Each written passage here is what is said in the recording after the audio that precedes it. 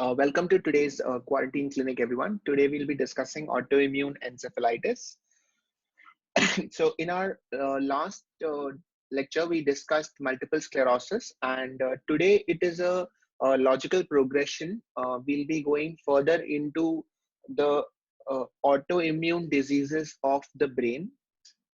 And before I go into specifics of autoimmune encephalitis itself, what I want to do is to give you an overview and like an overall idea of how autoimmune disorders of the brain works, so that when we talk about multiple sclerosis, when we talk about neuromyelitis optica, all of these different diseases may initially seem to be different chapters, but they're all actually part of one continuum.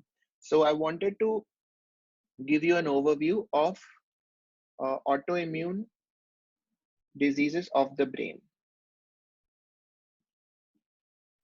So in order to understand what is autoimmune disease of the brain, like the basic concept is simple, that your body's immune system attacks itself. So when you say it attacks itself, what does it attack? So all the autoimmune diseases, the primary concept is the same, but it varies in its presentation, it varies in its name by the target. So what is the target of the autoimmunity? That decides what type of autoimmune disease it is. So in order to know the target, we need to know what all are the cells in the brain.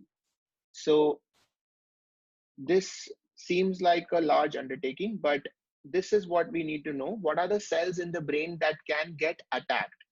So the cells in the brain are neurons, and you have neuroglia. So neuroglia are the supporting cells. So all the cells in the brain that support the neurons. The primary function of the neurons is to carry information from one neuron to the next, and they will transmit information across these junctions known as synapses. And neuroglia have a supportive role. So neuroglia will do everything they can to protect this network of neurons. So what are the neuroglia that we are mainly concerned with?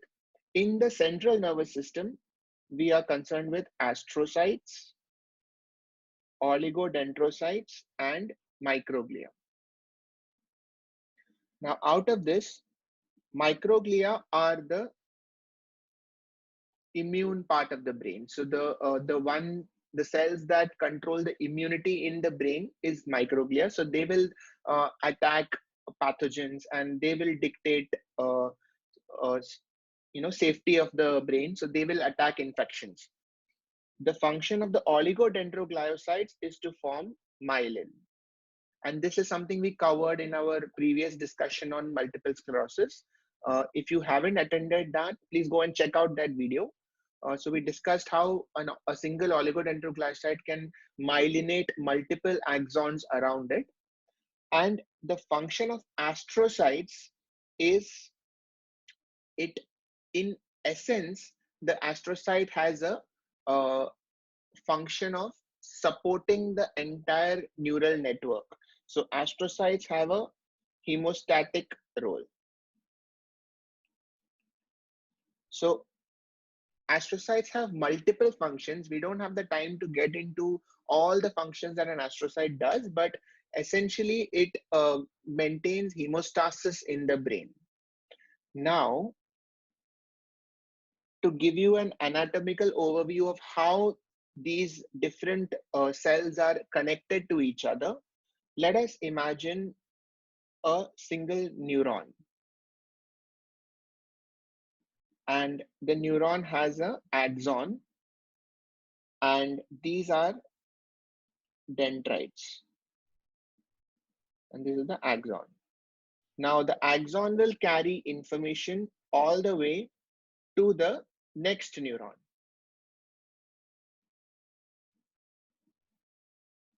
And that neuron will carry an axon all the way to the next neuron.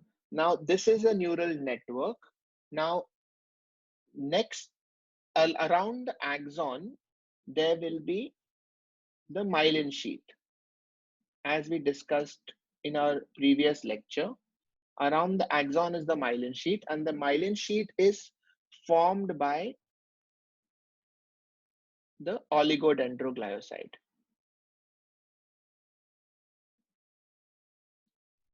So this is the oligodendroglioside, and this will myelinate the axons.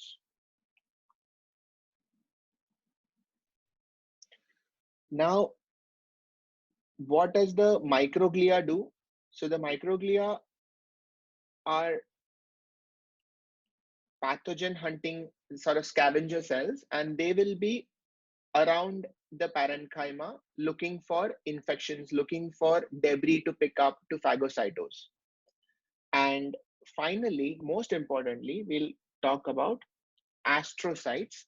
Astrocytes have a function of connecting both axons, myelin, and the cell body. So astrocytes may connect different neurons. It may connect a neuron and the axon, and it maintains hemostasis between all these multiple components. And one more component that we have to remember is that there are blood vessels throughout the brain. And the layer between the blood vessel and the brain is known as blood-brain barrier. So this is the blood-brain barrier. Now, you can imagine that these are all the parts of the brain that can be involved. Now, these are all the cells in the brain.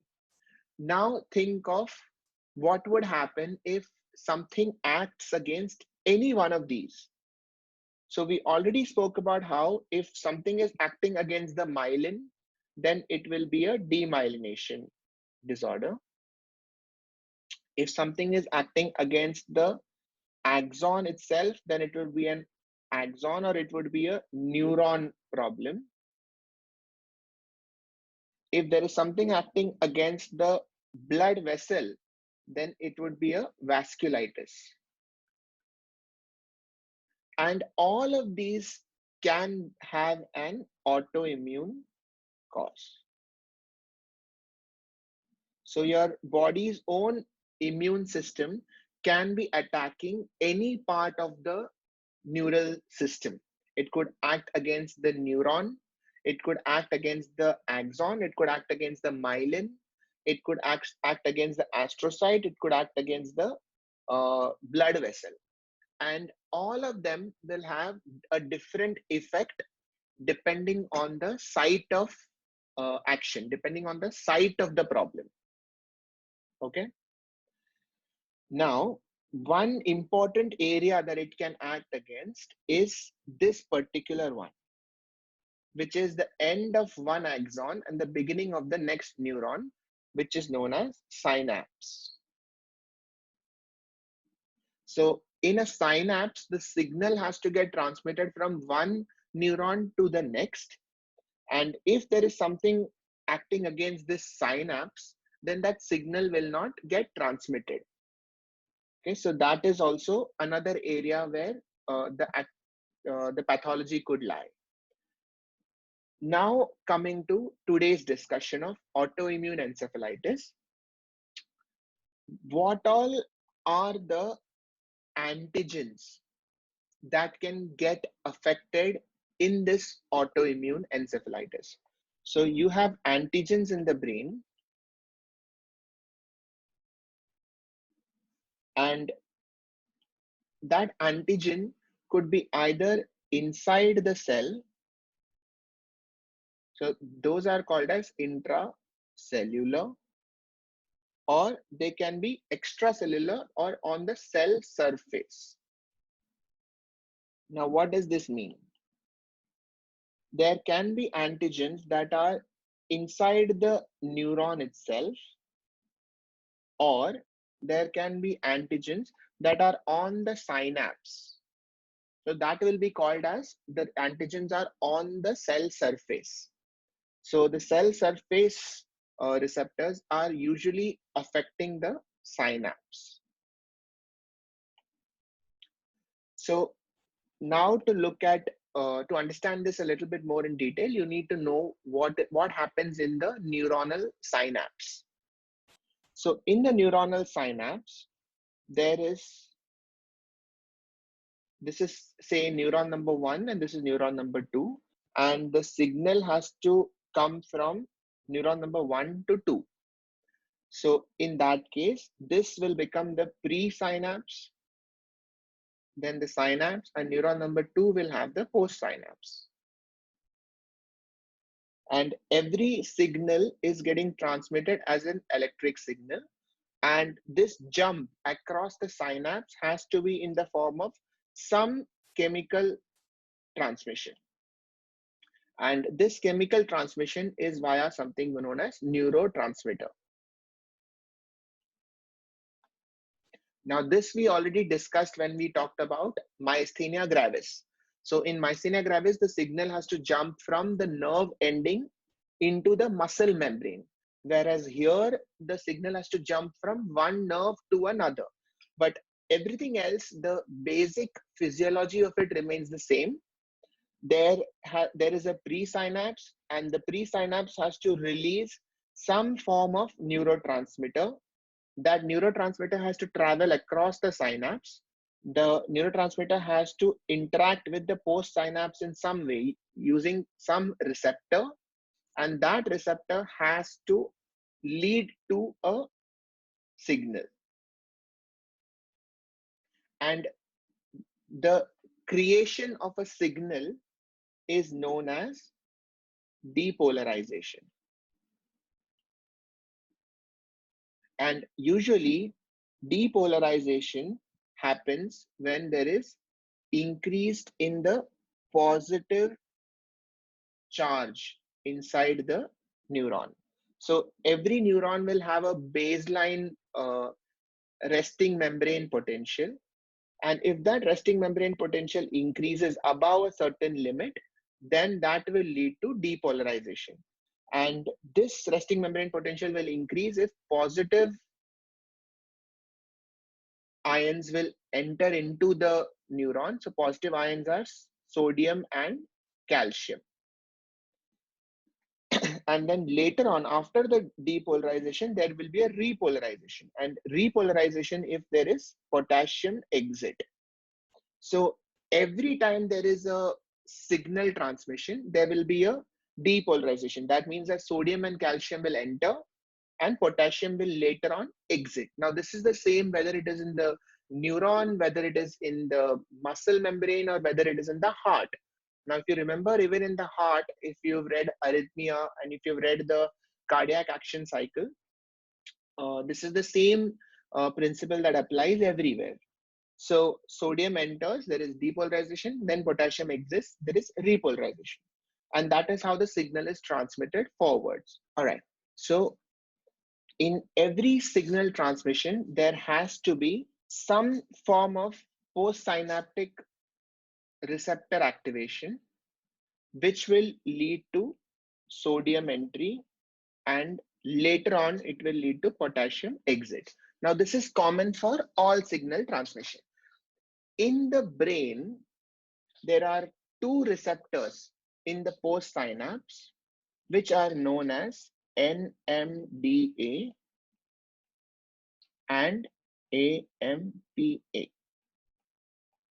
So NMDA and Ampa, these are two receptors that will lead to sodium and calcium entry. And there is another receptor called VGKC, voltage gated potassium channel. Now, this will lead to potassium exit. Now, these are the receptors that sort of modulate the depolarization and repolarization in the synapse. And coming to the neurotransmitters that will lead to this signal transmission, the neurotransmitters in the brain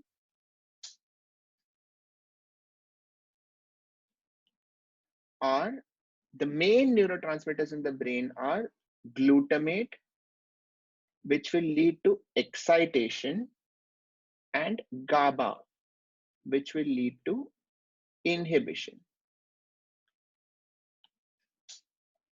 Okay. So glutamate is the main excitatory neurotransmitter in the brain, and GABA is the main inhibitory neurotransmitter in the brain.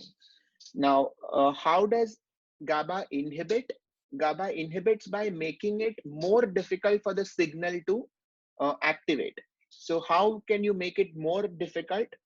If your resting membrane potential is here, and if you reduce the resting membrane potential, that is make it even more negative, then this signal will make it harder for the signal to transmit.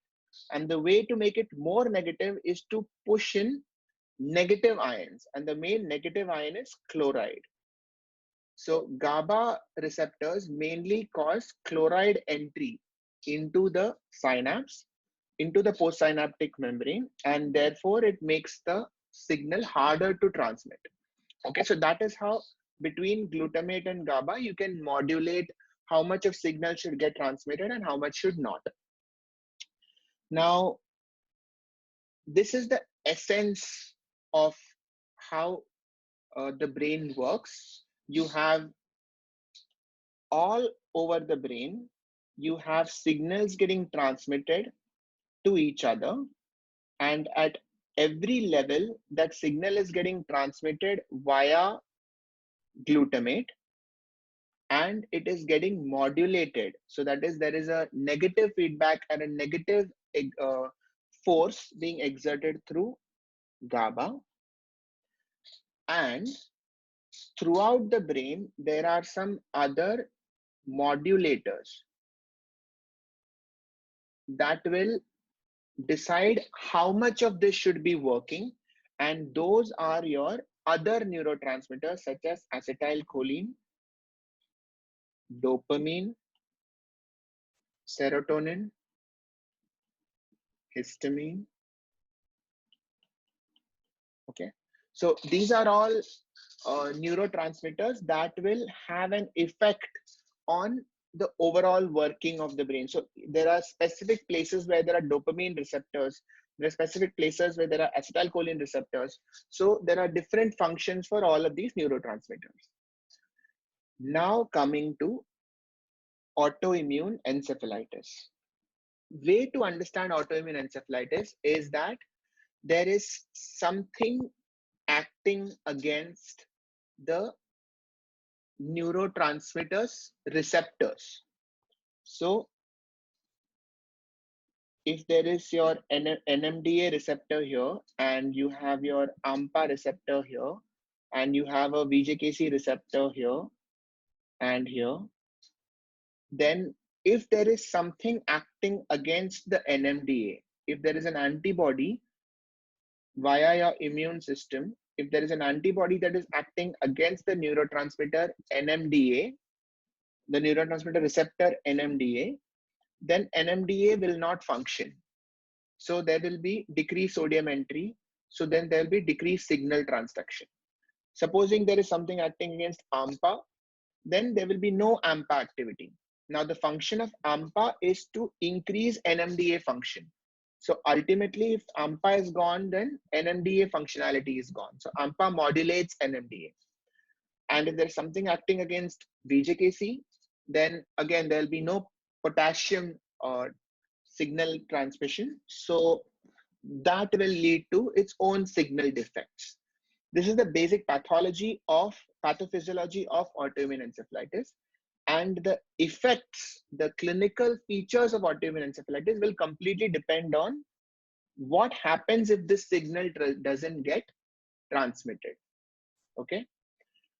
So now let us talk about what is so special about NMDA. Now I'm going to use NMDA as an example of your autoimmune encephalitis, and I will explain the other types of autoimmune encephalitis after you've understood NMDA. So the main function of NMDA is that it is seen all across the brain, but it is mainly found in your medial temporal lobe. So in your medial temporal lobe and your hippocampus and your memory circuits, NMDA is a important receptor. And the reason for this is that NMDA is involved in something known as long-term potentiation and long-term depression. Now, what is this? This is a complicated concept. I'm going to explain it to you as simply as possible. The basic idea is that if neuron 1 wants to signal to neuron 2, and that will signal to neuron 3, the first time the signal goes through, it will take, say, X amount of time and energy. But then every time the signal hits neuron 2, it will get easier and easier. So every time this signal gets transmitted, the corresponding signal will happen much faster. And the reason for this is that the first time it hits neuron 2, there will be, say, only one NMDA receptor on neuron 2. But with consecutive actions, there will be more and more receptors added, and therefore it becomes easier for the signal to start off. And once it kickstarts, then it will be easier to transmit the signal forward. And this happens because of a combination of Ampa and NMDA. So this is called as long-term potentiation. And this is how we learn. So this is very important in learning and memory. So the first time you ride a cycle, it is very difficult to remember how to cycle, how to maintain your balance, how to do all those things. So all the muscles in your body will have to work in a particular way. It's a sequence of actions. But as you go on doing it, more and more AMPA receptors get added to those circuits, and your NMDA receptors will activate that much more easily every time until the whole circuit happens in a very flawless manner, which is because of addition of these Ampa and NMDA receptors. So that is how NMDA plays a role in both long-term potentiation, and long-term depression has the opposite effect. So if there is a signal, then it will get harder and harder to make the next signal. So suppose you want to learn to avoid something, you want to learn to avoid a harmful impulse, then negative learning is also an important part of learning. So that is managed by a long-term depression. So you make sure that if you hear one signal, you will not do something. So that is the concept of NMDA. Now, if suppose NMDA is damaged, then what will happen? So if there is an antibody acting against NMDA, then all the circuits in the brain where NMDA is acting, all those circuits will get some sort of negative effect. And the main circuits that are affected are your memory and your limbic system.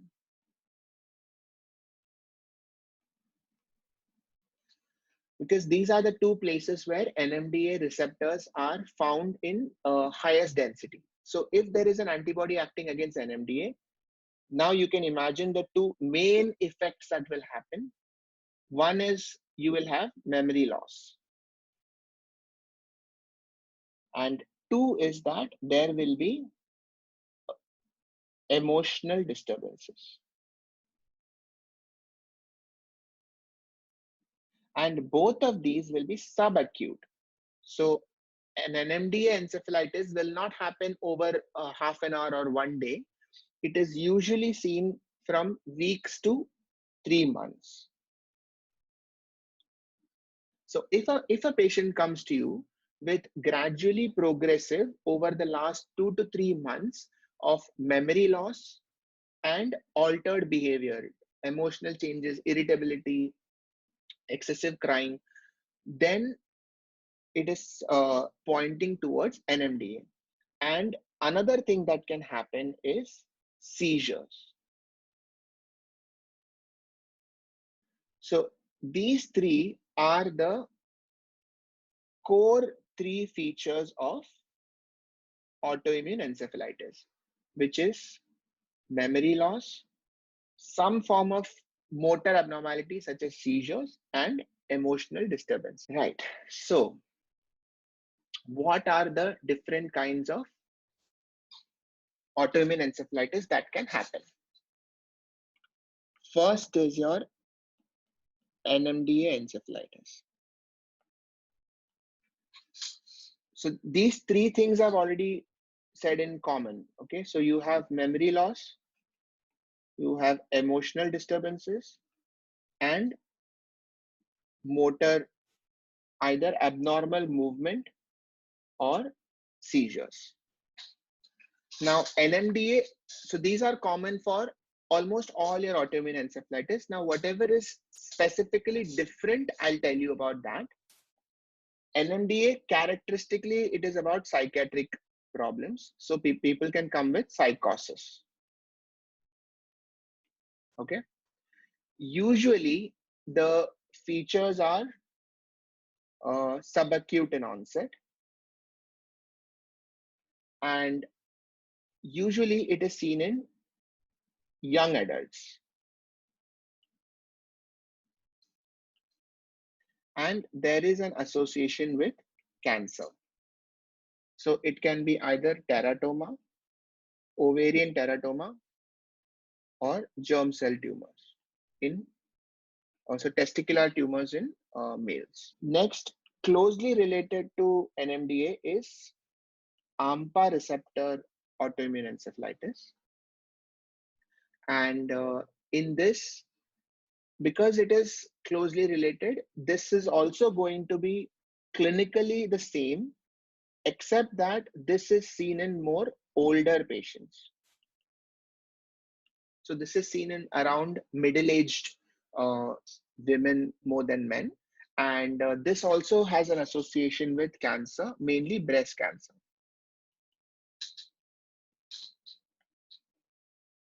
Now, third, let's talk of VGKC, that is voltage gated potassium channel. And this actually consists of two different subtypes. One is LGI1 and the other is Casper. Now we'll take both of them together, but LGI1 is more involved in the brain, and Casper is more involved in the peripheral nervous system. So that is the difference. So basically VJKC can have a spectrum of involvement involving both the brain and the peripheral nervous system. And the primary function, the primary concept of VJKC is that if your potassium channels are affected, then there will be a problem with repolarization.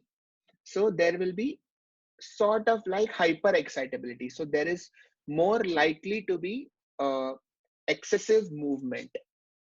So in the brain, you can have excessive movement in the form of myoclonic jerks. You can have facio-brachial seizures. And in your peripheral nervous system, you can have sort of like neuromyotonia. So this is excessive movement, excessive pain in your peripheral nervous system. What else can be part of your autoimmune encephalitis if your GABA receptors are involved. Now, GABA is your inhibitory receptor. So if GABA is involved, then your inhibition is lost. So there will be excessive neurotransmission. So in GABA, again, you will have psychosis and you will have excessive movement. You can have seizures. And GABA is also seen in elderly people, so around 60 years. Okay, so to give an overview of autoimmune encephalitis, these are the four main ones. Apart from this, there are a few rarer ones in the form of, there is one called dopamine receptor autoimmune encephalitis. There is one called as IGLON5. This is mainly involved with sleep. So I don't want to get too deep into this, but the primary concept I want you to remember is that in autoimmune encephalitis, it affects the limbic system and it affects memory, and it can cause motor abnormalities in the form of abnormal movement and seizures. And they are all subacute, and there can be association with cancer. This is the outline. Now, how do you approach a case of autoimmune encephalitis? History. The main features you will ask for in history is duration of onset. How rapidly progressive was it? And history of cancers. These are the two main things you'll ask for. In examination, there is mainly only higher mental function and examination for cancer. And investigation is MRI and CSF. In MRI, what will you see? You will look for changes in the limbic system and the medial temporal lobe. So that is where your memory is stored, in your hippocampus. So in these two areas, if there are changes in the MRI, then it is more likely to be autoimmune encephalitis. And another thing you can do is check for CSF and serum for antibodies. So all of these autoimmune encephalitis basically have antibodies that are acting against these receptors. And these antibodies can be detected in the serum and they can be detected in the CSF. And sometimes they may be missed in one and they may be seen in the other. So ideally, it is recommended that you do both, but it is expensive. So each one costs around 14 to 15,000 to check for the panel. So it is expensive. So if you're given a choice, then you can do CSF, and if the patient can afford it, then you should ideally do both. And coming to management, it is mainly immunomodulation. And by immunomodulation, I mean steroids and secondary immunosuppression. So acute attacks and acute management is steroids, injectable steroids followed by oral. And long term, you do need to keep the patient immunosuppressed. So long term will be, you can either do that through azathioprine or mycophenolate mofetil, or your newer immunomodulation such as rituximab. And this is common for all your autoimmune encephalitis. And secondary management is your cancer treatment. So if you do detect a cancer, then it has to be surgically removed. Okay. So this is the overview of autoimmune encephalitis. You need to know how the synapses work. You need to know how NMDA, Ampa, GABA, and VGKC receptors work. They're all involved in transmission of signals across neurons. If there is an antibody against any one of them, then that will lead to autoimmune encephalitis. That antibody can be either secondary to some cancer, or they may be de novo. And if there is an antibody, then those receptors will get involved. There will be some problem with signal transmission, and it will lead to problems in memory or limbic system or motor. So you can have abnormal movement or seizures. It will all be subacute, and management is through immunomodulation. Now, another point I wanted to make was your autoimmune diseases of the brain. So we spoke about how if there is a neuron and there is an astrocyte and oligodendrocyte and microglia, and you have your blood vessel. Now, if there are antibodies against the part of the astrocyte that is also connected to the blood-brain barrier, these are known as podocytes. And at the foot of the podocyte, you have something known as aquaporin 4. So if there is an antibody against aquaporin 4, that will lead to a disease known as neuromyelitis optica. There is another protein on the myelin known as MOG. So that is myelin oligodendroglioside protein. If there is an antibody against MOG, then that is known as anti-MOG demyelinating disorder. So I specifically wanted to mention these two disorders because yesterday we discussed MS, and two of the main differential diagnoses to MS is anti-NMO antibody disorder, anti-MOG antibody disorder, autoimmune encephalitis. So that is autoimmune damage to all of these places. So autoimmune damage to the synapse. So the NMDA, VGKC, GABA, and Ampa. And if you have autoimmune damage against the vessel itself, so that is vasculitis. And all of these can have similar presentation clinically, and all of these can have similar appearances on the MRI with some differences. So the reason I'm pointing this out is because these are all differential diagnoses of each other. So whenever you have a question or whenever you have a patient in which you are suspecting any one of these, then you should immediately suspect the others. So if there is, sorry, this is multiple sclerosis. So if you're suspecting MS, then you should also think about autoimmune encephalitis, NMO, MOG, and vasculitis. Okay. And one final thing is that you can have autoimmunity either because of some infection and molecular mimicry, or you can have autoimmunity secondary to systemic autoimmune disorders.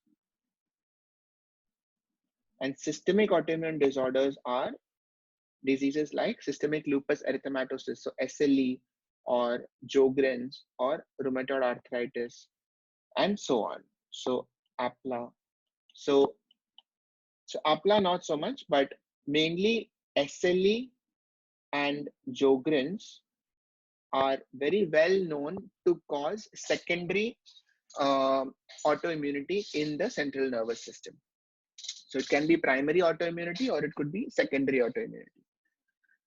Okay, so intracellular antigens.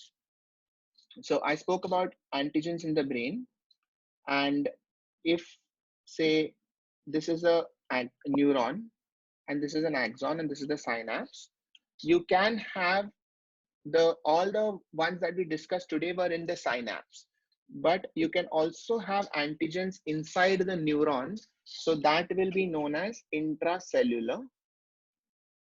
And usually these intracellular antigens, there are antibodies against them if there is a cancer in the body, and this is a paraneoplastic disease. So what is the difference between an intracellular antigen and a cell surface antigen?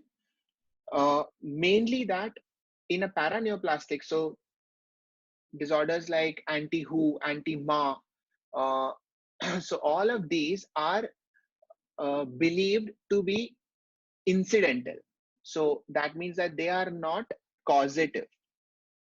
So like how in your cell surface antigen, we spoke about if there's an antibody against NMDA, that antibody itself will cause damage to NMDA. And because NMDA is damaged, there is clinical effects.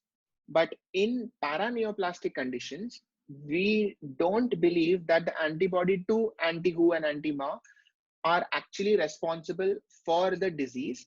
We think that the clinical effects are separate, but these are still useful markers to know that there is an antibody, there is a paraneoplastic disease going on. The second important thing is that acting against these antibodies will have no benefit. So like how immunosuppression will help in intracellular, immunosuppression will not help in your paraneoplastic intracellular disorders. I think that covers my topic. It is a very vast topic that I shrunk to 40 minutes. I hope it was clear. And if there are any questions, you can ask me. So viral encephalitis is a differential diagnosis. The only difference is that viral encephalitis will happen acutely. So the reason why autoimmune encephalitis, MS, and all of these are different is because they have usually they have a more stepwise, slightly more subacute form, but except of course vasculitis, which can present like a stroke. But viral encephalitis, while the MRI features may be the same, they may involve the same areas, the medial limbic system, the thalamus, but the presentation will usually be fever followed by acute encephalitis, whereas all of these are more subacute encephalitis. So that is one difference. But yes, you can keep viral encephalitis as one of the differential. And another one is Hashimoto's, which now it is no longer called Hashimoto's. Now it is called as SREAT. So that is steroid responsive encephalitis associated with thyroid disease. So that is Hashimoto's. So in this, the antibody is anti-TPO, and that can also present in a similar way. So it can present with memory loss, behavioral changes, and it can present with seizures. So that is another differential for this. All right. Thank you all. So next we will be discussing on Sunday. We'll be talking about neuroscience of consciousness and meditation.